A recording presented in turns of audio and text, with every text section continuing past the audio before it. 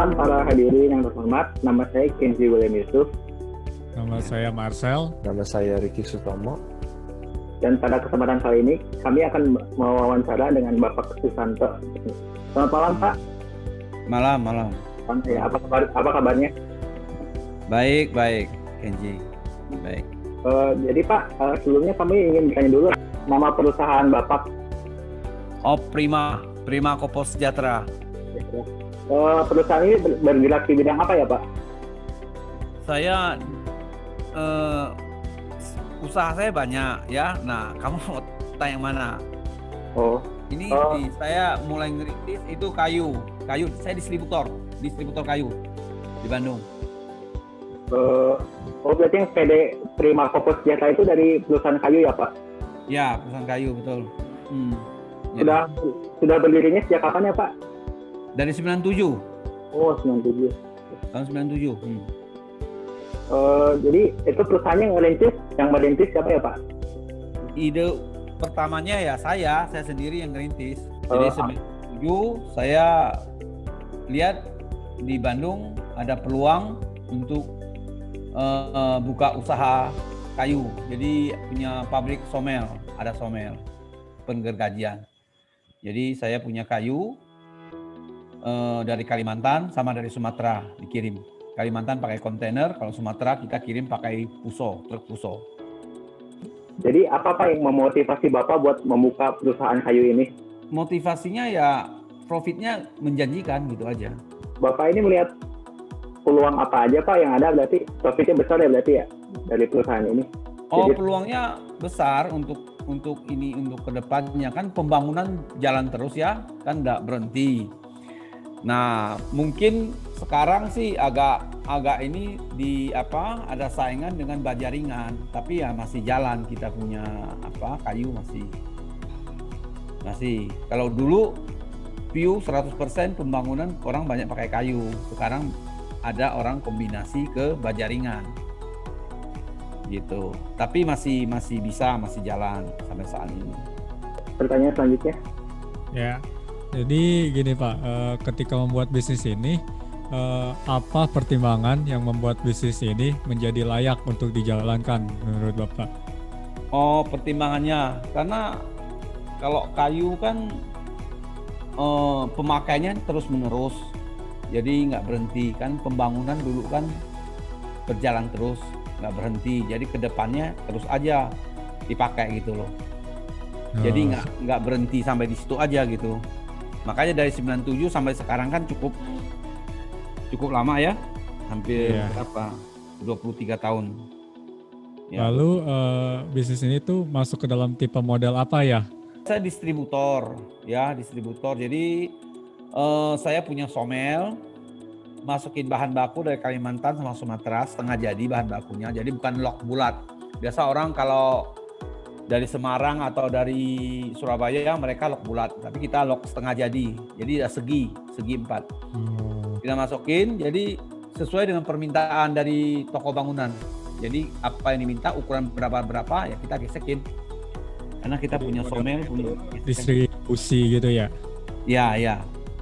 Lalu kalau kompetitor ini siapa aja kira-kira ya di bisnis ini? Oh banyak. Tapi yang mereka masuk dari Kalimantan, kalau di Bandung kelihatannya hanya saya. Nah, kalau misalnya Bapak nih punya kompetitor seperti ini, bagaimana cara Bapak untuk menghadapi kompetitor ini nih Pak? Kalau menghadapi kompetitor kan tergantung kita punya harga ya. Kita punya sumber harus bagus. Jadi kalau misalnya kita ngambil lagi di Bandung, mungkin ya berat untuk saingan sama mereka, kompetitor sama mereka. Tapi karena kita ada di Kalimantan langsung ya kita unggul. Saya saingan paling dari Jakarta ya. Kalau dari Bandung nggak ada saingan. Kalau Jakarta banyak gitu loh. Tapi mereka nggak bisa masuk karena harganya saya kan tidak kena ongkos kirim, sedangkan dari Jakarta masuk ke Bandung kan kena ongkos kirim. Nah, saya menangnya di sana.